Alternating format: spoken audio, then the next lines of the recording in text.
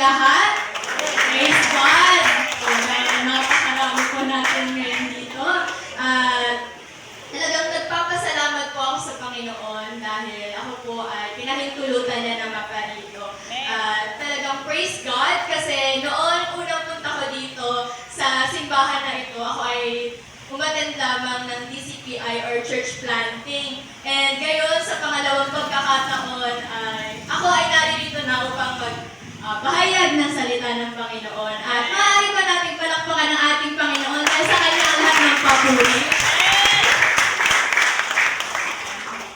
Alam niyo po, ngayong oras na ito talagang napakagandang pribilehiyo at biyaya ng Diyos na ako'y mabigyan ng pagkakataon na makapagsalita at maging instrument upang ihayag ang kanyang salita at para po dito sa ating lahat ngayon. Dati-rati ako'y isang tagapakinig lamang, di ba po? Ngunit ngayon, sa tulong ng Banal na Espiritu, ako ay nakakatayo na sa inyong harapan at super excited na i-share sa inyo ang message na ibinigay sa atin ng ating Panginoon.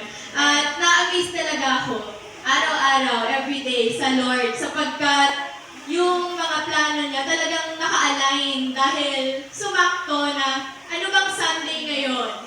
Third Sunday. At ngayon po ay Mission Sunday. At sumakto rin na ngayong linggo, kami po ay naging busy dahil nagkaroon po kami ng short mission at talagang na-witness ko yung pagkilos ng Panginoon at naibahagi natin ang blessings na nagmula sa Kanya sa ating mga kapwa at maging ang kanyang magandang balita ay naibahagi rin. Diba? Hindi lang physical, kundi spiritual na kalusugan ay talagang nakiter sa aming ginawang mission. At na-witness ko talaga ang amazing na pagkilos ng Lord at kung paano niya ipinaranas sa akin ang mga bagay na siya lamang ang nakagagawa. At bago tayo magpatuloy, nais ko ang lahat na dumulog tayo sa panalangin. Kita natin ang ating mga mata. Panginoon, isang napakagandang umaga, Lord, na iyong pinagkaloob sa amin. Tunay na napakabuti mo, O God. At nagpapasalamat kami sa biyaya mo, O Diyos, sa aming mga buhay. Dalangin ko, O Diyos, na i-open mo ang aming mga puso, O God, ang aming mga isip, nang sa gayon ang aming mapakikinggan at ang aming mapag-aaralan, O Lord, ngayong umaga ay aming ma-absorb, Lord, at tumimo sa aming mga puso. Lord, humble us in your presence, Lord. And may the Holy Spirit be upon us this morning, O God. Sa iyo ang lahat ng papuri at pagsamba. Sa pangalan ni Jesus, Amen. Ngayon po, ngayong month, diba po, napag-aralan ninyo, ang tema ninyo ay about tenacity. And talagang natutunan natin kung paano maging determinado sa ating mga ginagawa at kung paano magpatuloy at hindi sumuko hanggang maabot natin ang ating mga mithiin at lalo na ang naisin ng Diyos para sa atin. At sa pakiikisa sa mission ng Diyos, nararapat lang na mayroon tayong katatagan. Dahil sa isang mission, hindi ito simpleng bagay na magagawa natin nang walang tamang paghahanda. Kailangan nating maging handa sa lahat ng aspeto. Bakit? Dahil kapag hindi tayo nagkaroon ng tamang paghahanda, mag-feel natin na sa itong burden. At some point, may hirapan tayo. Kasi sa mission, napakaraming ginagawa. Kinakailangan sumulong ka, magbigay ka ng effort, ng time, at nararamdaman natin yung pressure. Ano ba yung dapat gawin? But kapag meron tayong tamang paghahanda at dumudulog tayo sa Panginoon at ina-ask natin yung guidance ng Holy Spirit, magagawa at magagawa natin. Kaya nga kanina sa praise and worship, di ba? Dahil sa Panginoon, sa pamamagitan ng Panginoon, walang imposible at lahat magagawa natin. Amen. At kapag tayo ay prepared, di ba, na humayo, mag-spread ng gospel ng Panginoon, makararamdam tayo ng kagalakan, ng joy sa ating mga puso. Dahil alam natin kung para kanino natin ginagawa ang mga bagay. Kaya naman, ang message natin for this morning ay tinatawag na, or pinamagatan ko ito, Go, Glow, at Grow. Diba? Na hindi lamang pala sa group of food nutrients natin pwedeng gamitin ang mga terminong ito. Pwede rin pala sa paghahanda natin as we go and spread the gospel of God. Amen. And meron po akong prepare na PPT. At ang message po natin for this morning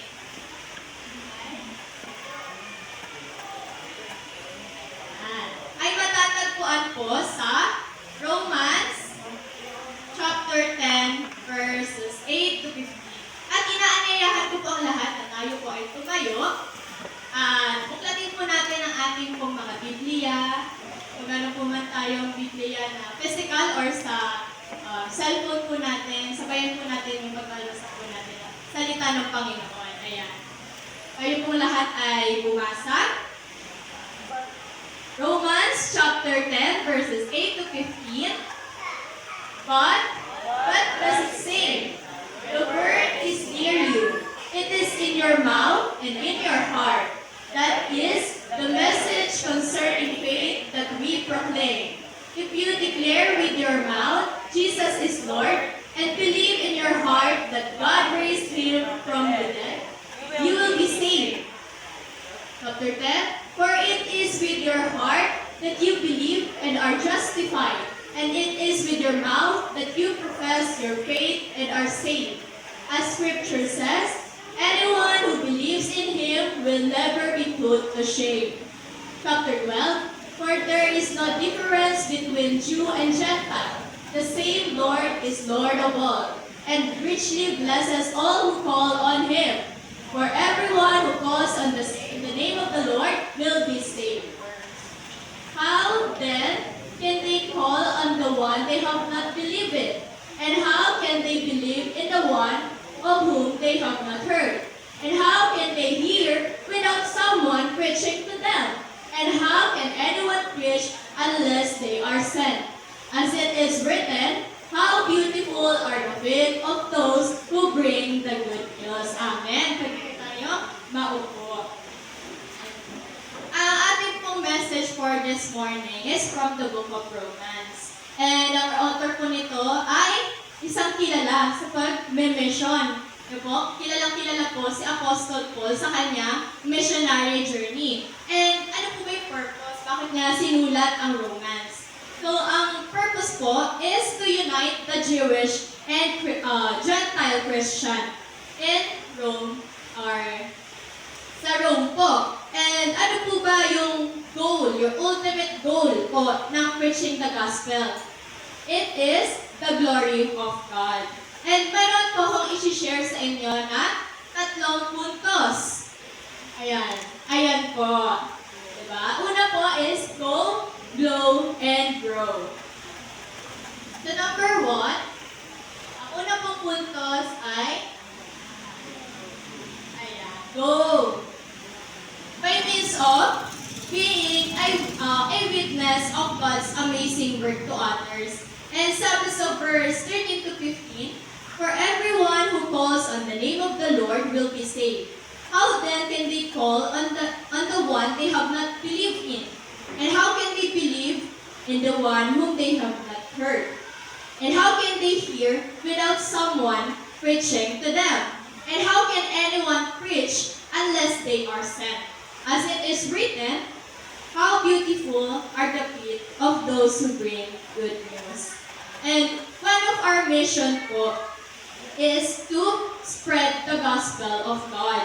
Sapagkat sa ating pong buhay, naririto tayo to worship Him, to reach those souls na wala pa po sa Panginoon. And dahil we are follower of Jesus, akay-akay din po natin yung vision ng Panginoon. And with that vision, mayroon tayong mission na spread ang kanyang mabuting balita. At sa ating pag-go o sa paghayo natin, laging mayroong paghahanda riyan. Hindi yan basta-basta lamang. Nangangailangan niya ng maraming paghahanda, ng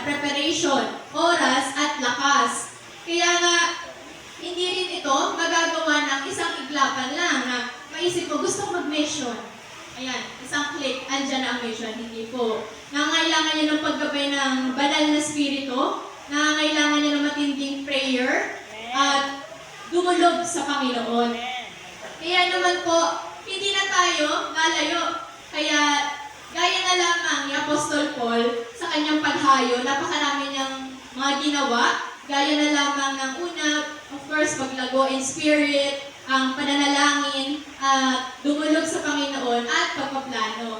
Kaya naman, makikita natin dito Paul's missionary journey preparation. Una, tatalakayin po natin yung pre-mission preparation ni Paul, kung saan mayroon dito nakapaloob na tatlo, ang kanyang spiritual growth and calling, ang kanyang pag-pray and fasting, prayer and fasting, and support from the church.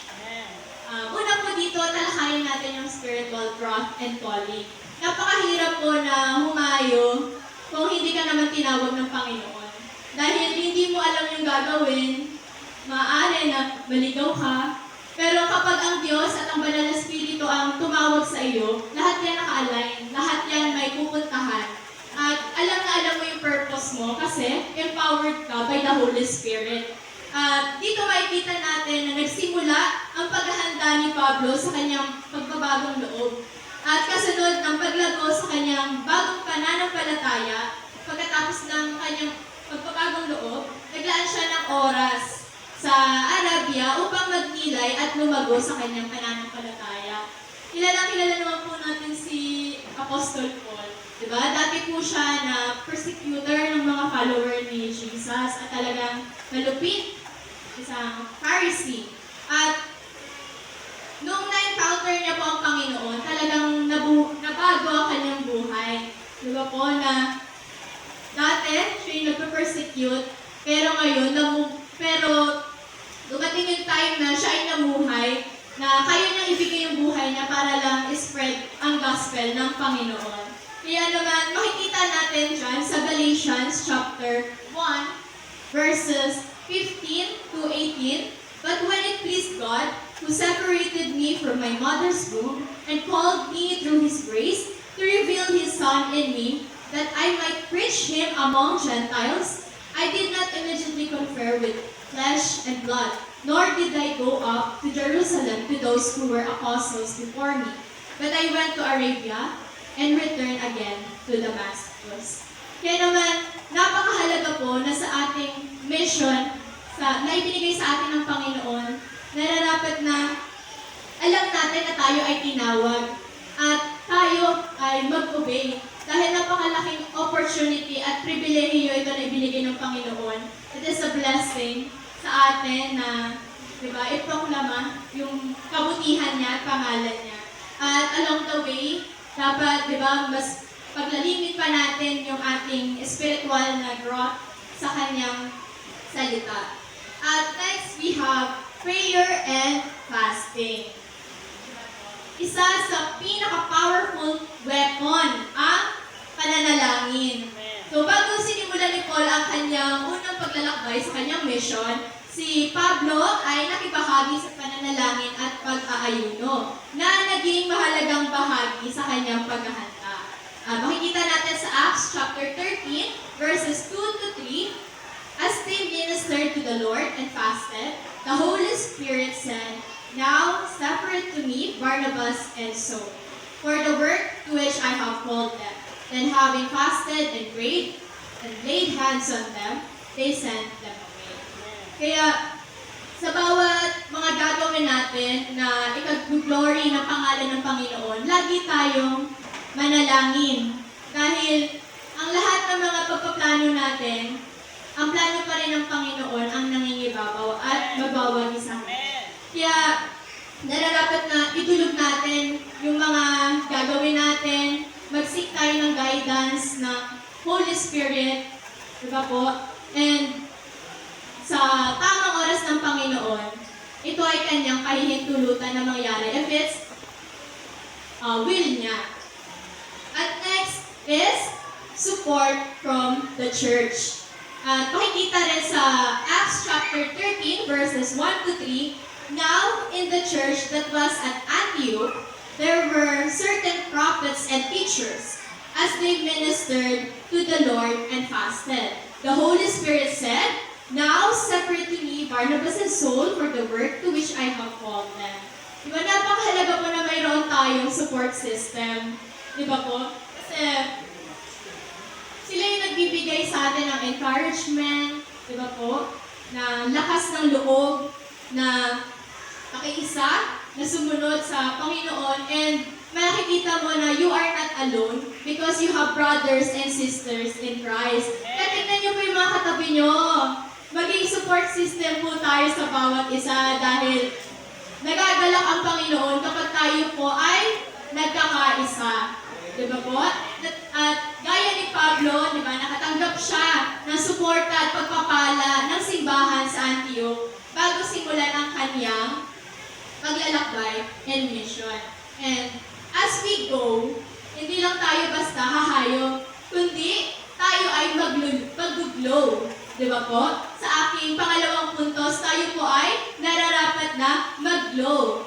By means of being the light like Jesus. Di ba po tayo mga Christians, we have a mission na mag-iwanag because, di ba, dati tayo ay nasa kadiliman, but by the grace of God, di ba, inahon niya tayo, at shinare niya yung liwanag na mayroon siya, kaya tayo, as His follower, dapat na mag-iwanag din at magbigay ng magandang balita para sa ating mga kapatiran. At makikita natin sa verse 9 to 12, "If you declare with your mouth, Jesus is Lord, and believe in your heart that God raised Him from the dead, you will be saved. For it is with your heart that you believe and are justified, and it is with your mouth that you profess your faith and are saved. As Scripture says, anyone who believes in Him will never be put to shame." Because, bakit po hindi na natin mararamdaman yung shame kahit na pinakahiya pa tayo or kinukutya tayo ng iba? Bakit po? Bakit hindi na natin yan iisipin? Dahil nakapokus na tayo sa pagkilos ng Panginoon sa ating buhay. Kaya, yung kaligayahan na lamang, yung kagalakan na lamang yung napagpupukusan natin at nakakalimutan na natin yung kahihiyan na iyan na nais itapos sa atin ng kaaway. Kaya naman, after preparing ourselves prior to mission, kinakailangan na ma-execute natin ang ating mga plano at ginawang paghahanda upang ihayag sa lahat ang ginawa ng Diyos sa ating buhay. Diba? That He died for us and saved us. At hindi lang yung basta-basta pagkamatay. It is because of love. Diba? Sa sobrang pagmamahal niya sa atin, kahit pa tayo'y makasalanan, siya, yung umako ng kasalanan natin at the cross, and sinave niya tayo, nagkaroon ng forgiveness sa ating mga buhay. Kaya napakabuti ng Panginoon na siya, that Jesus became what we are so we could become what He is. Diba? Na yung walang sala, yung walang kasalanan, yung holy, inako yung pagkakasala natin, nagkatawang tao, at siya yung naghirap para sa atin because of love. And naranasan natin yung forgiveness, yung kalinisan na nagmula sa Kanya. And one of our mission is hindi yung sarilihin. Nararapat din na humayo tayo, di ba? Na iparanas din sa iba yung kabutihan ng Lord. Nang maging aware sila, di ba? Yung sa pagligtas ng Panginoon sa kanilang mga buhay. At during the mission preparation naman po ni Apostle Paul, nagkaroon siya ng strategic planning.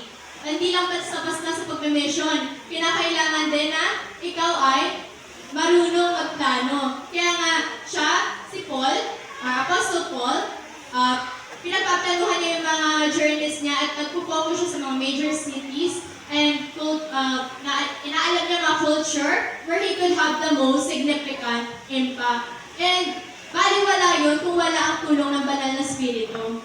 Kaya nga, nagagawa niya ang mga bagay na iyon dahil kasama niya ang banal na spirito. At makikita natin sa Acts chapter 16, verses 6 to 10, "Now, when they had gone through and the region of Galatia, they were forbidden by the Holy Spirit to preach the word in Asia. After they had come to Mysia, they tried to go in Bithynia, but the Spirit did not permit them. So passing by Mysia, they came down to Troas. And a vision appeared to Paul in the night. A man of Macedonia stood and pleaded with him, saying, "Come over to Macedonia and help us." Now, after he had seen the vision, immediately we sought to Macedonia, concluding the Lord had called us to preach the gospel to them. So, sa kanilang pag-mission, sa kanyang pag-strategize, hindi yun because siya lang. Hindi yun dahil kakayahan niya, gawa niya. It is the work of the Holy Spirit na nasa sa kanya. And tayo, as we go, as we speak, preach the gospel, kinakailangan na dumulog tayo ng masinsinang pagdulog talaga sa banal na Espiritu, sa kanyang pagtulong sa atin na bigyan tayo ng kalakasan at tulungan tayo na magawa yung mga bagay na nararapat natin gawin. At sa kanya, next, is during the mission, of course, siya ay nag-preach and nag-teach.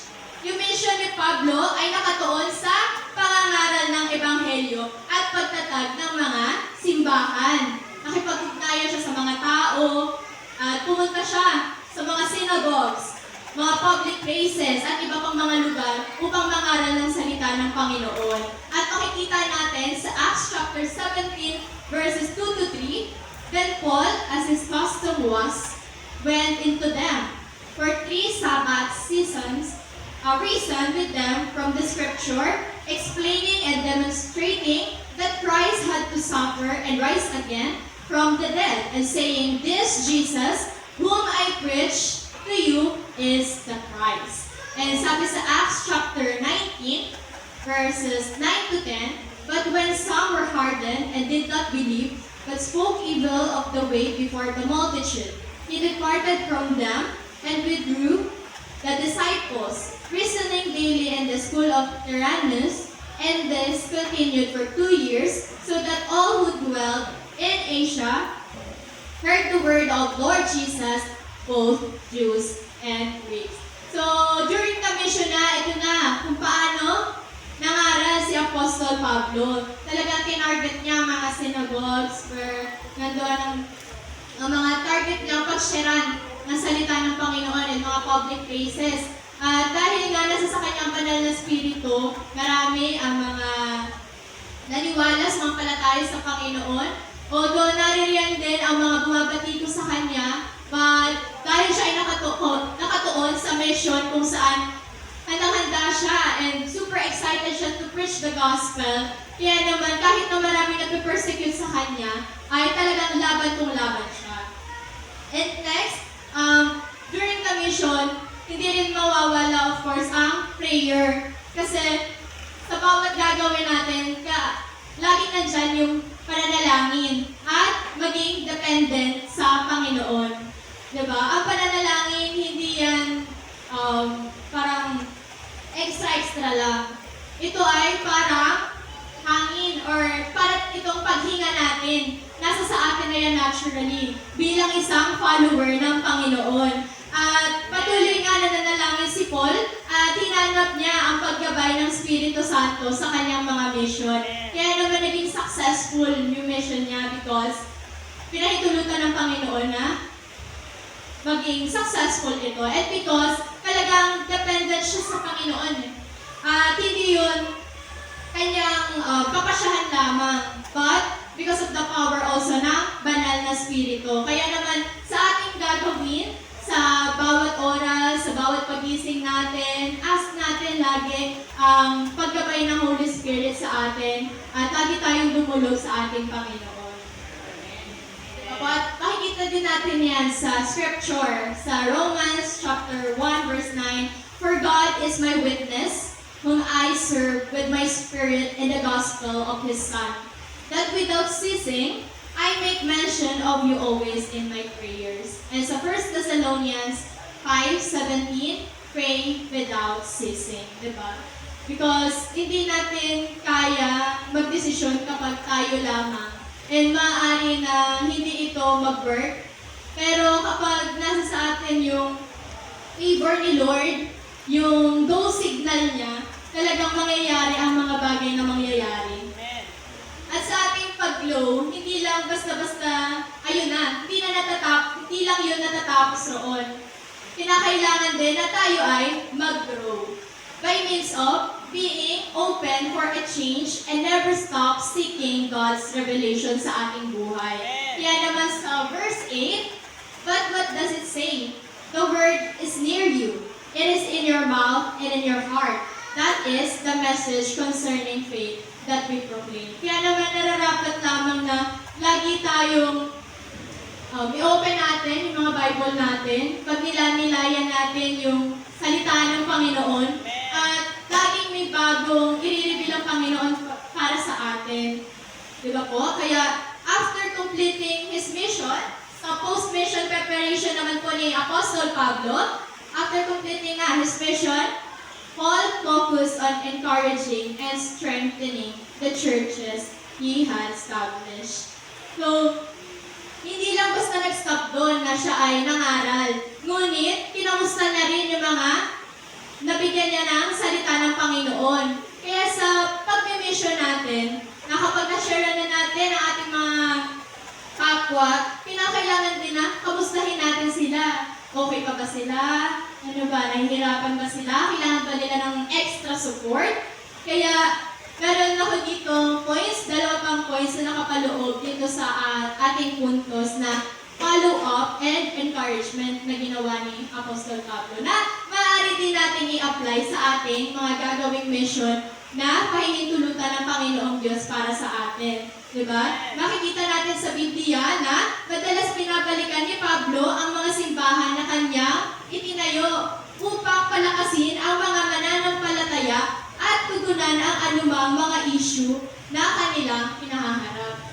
So sa kanyang paghayo, hindi lang niya basta iniwanan na, bahala na kayo dyan. Hindi po. Pero inalagaan niya, in-encourage niya, pinalo up niya. Diba? Sabi sa Acts chapter 15, verse 36, then after some days, Paul said to Barnabas, let us now go back and visit our brethren in every city where we have preached the word of the Lord and see how they are going. And sabi sa 14, verses 21 to 22, and when they had preached the gospel to the city and made many disciples, they returned to Lystra, Iconium, and Antioch, strengthening the souls of the disciples, exhorting them to continue in the faith, and saying, we must, through many tribulations, enter the kingdom of God. So, nagkaroon ng follow-up and encouragement. At naririyan yung pagbisita niyang muli, pangangamusta. Kaya sa ating pong mga kapatiran ngayon, lagi din po natin isipin sila at kamustahin. Dahil kailangan po yan ng bawat isa. And next naman po is final preparation and reflection. Sa ating pong mga mission, sa huli, meron tayong natututunan na yan. Hindi lang sila yung may natututunan. Hindi lang yung mga binabahagian natin po yung may natututunan. Pero tayo rin na ginagamit ng Panginoon. At patuloy tayong nag-grow dahil laging may sinasabi or nire-reveal ang Panginoon sa atin. Diba? At habang papalapit na katapusan ng buhay ni Pablo, naghanda siya para sa kanyang paglisan. At sa pamamagitan po ito na pagtatalaga ng mga leader at pagpapalakas ng loob sa mga susunod na henerasyon ng mga mananampalataya. Kaya sabi nga sa 2 Timothy chapter 4 verse 6 to 8, for I am already being poured out as a drink offering, and the time of my departure is at hand. I have fought the good fight, I have finished the race, I have kept the faith. Finally, there is laid up for me the crown of righteousness, which the Lord, the righteous judge, will give to me that day. And not to me only, but also to all who have loved His appearing. Kaya po, always have the faith na laging may bagong ituturo sa atin ang Panginoon. Tayo ay maging matatag, di ba ba po? Gaya ng ating tema for this month. At gayong mission, di ba po, sa ating paghayo, let us be tenacious. Kaya po, sa bawat oras, mayroong laging i-reveal ang Diyos, lagi lang tayong sumangguni sa Kanya. And to be part of His kingdom and mission is already a privilege. It is a great privilege na maaari nating panghawakan. At kaya naman, gaya ni Apostol Paul, di ba, maging masigasig tayo sa pag-abot sa ating mga kapwa, na hindi lang tayo yung nakakaranas ng pag-ibig ni Lord, at hindi lang tayo yung aware kung sino yung nag-create sa atin, kung sino yung namatay para sa atin, at kung sino yung laging nandyan para sa atin. Kaya naman, lagi tayong, di ba, maging eager, maging sabik sa pag-spread ng gospel ni Lord. Kaya naman, lagi nating isipin na nawa, ma-experience din nila yung kabutihan ng Panginoon na dahil kahit na tayo ay nagkulang, nariyan si Lord na para punan tayo dahil wala namang ibang makakapagpuno sa atin kundi ang Panginoong Diyos lamang. Kaya ikaw na naririto, yung katabi mo, yung nasa likod, nasa harapan, nasa kanan, nasa kaliwa, naririto yan because lahat lamang sa grace ng Panginoon. All by the grace of God. Kaya po tayo naririto ngayon. Kaya ako nakakatayo ngayon at nakakapag-preach, nakakapag-share ng message ni Lord. It's because of the grace of the Lord. Kaya naman, we have the mission to reach those people na wala pa sa presensya ng Panginoong Jesus. At kaya naman po, ito ang aking conclusion na salita ng Panginoon. Kaya sabay-sabay po nating basahin with power. Diba po? Tayo ay kaisa sa bawat ministeryo ng Panginoon. Kaya naman tayo ay mag-go at patuloy na ipahayag sa iba ang pagmamahal at kabutihan niya. Mag-glow at huwag hayaang mapundi ang liwanag na mayroon tayo kay Kristo. Lagi tayong kumonekta sa Kanya dahil siya ang liwanag na hindi mawawala o mapupundi man. At patuloy tayo na mag-grow in faith at kalingain ang ating kapwa. Lagi tayong magpalakasan at maging source ng encouragement sa bawat isa. Kaya naman, let's be united as one in Christ Jesus. Amin, palakpakan po natin ang Panginoon at Panginoong Jesus. And ngayon po, nais ko lamang, di ba, bago po ako matapos, dahil nandito na po ako, ititake ko na itong opportunity na to para po i-invite yung mga tinawag ng Panginoon po na, di ba po, mas lumalim pa, mag-aral pa ng kanyang mga word. At talaga po napakasaya po na pag-aralan ang salita ng Panginoon. At ako po ay naririto bilang representative po as a student ng Foursquare Bible School po sa ating Cavite Extension. Ito po ay located sa Dasma po. Dito po ay sa San Agustin 3 at sa second floor po ito na green na building. And kung gusto niyo pa po na mag-inquire, ay punta lamang po kayo sa FB page po ng FBC Extension, Cavite Extension. At matutuwa po kayo doon dahil face-to-face po at makikita niyo po yung mga classmates, di ba po, magkakaroon ng may mga fellowship at talaga po nakaka-encourage ang presensya ng bawat isa dahil ayun po, masaya po talaga doon. Kaya kung meron po kayo dyan na nais mag-enroll, tara na po at see you sa amin pong school, Bible School.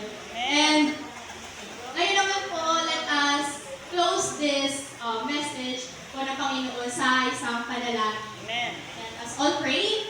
Heavenly Father God, we thank you, O God, sa napakagandang message na pinagkaloob mo sa amin.